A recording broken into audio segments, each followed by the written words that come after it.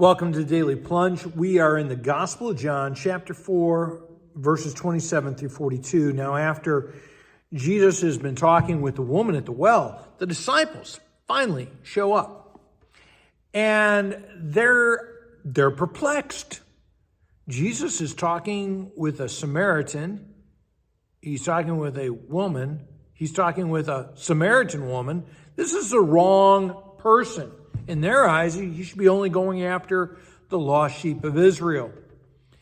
And I want you to think about who are the wrong people that Jesus wants us to go after.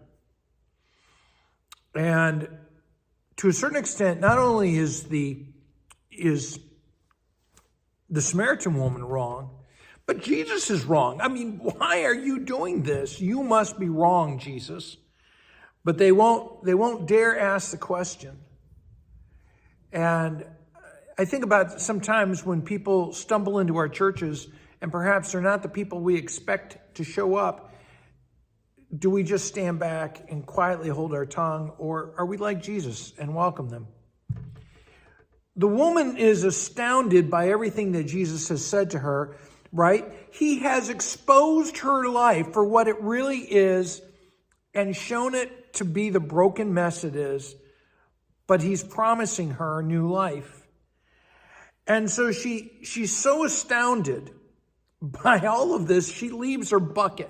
I mean, it really is an important detail that she left something critical to her life behind to go tell everyone else in town. Meanwhile, the disciples worry about Jesus. Don't you need to eat something?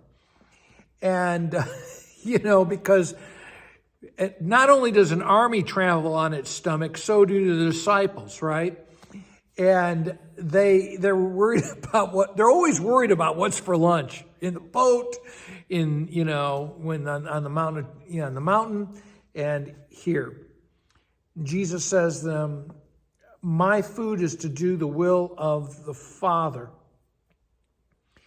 And I want you to think about how what fuels Jesus is the word and the will of God. That is what motivates his life, right? And if that's true for Jesus, how is that true for us as his disciples? What fuels our lives? What motivates us in our lives? Is it to achieve, earthly success? Is it to achieve, some sort of financial reward? Or could it be that what fuels us is to do God's will, to finish as Jesus says, to finish his work, to do his work in our family, in our workplace, in our church, in our community? What fuels your life? And Jesus says, look, the fields are white. They're so ripe for harvest. The fields are white. And it reminds us of what he says in Matthew chapter 9, verse 27. And he says, the Lord is looking for people to work in that, to reap what God has sowed.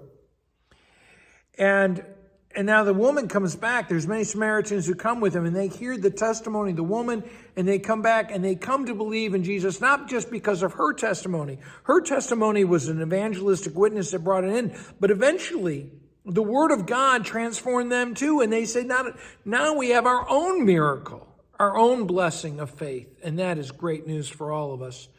Don't rely on someone else's faith. Get your own. Thanks, friends. Have a blessed day.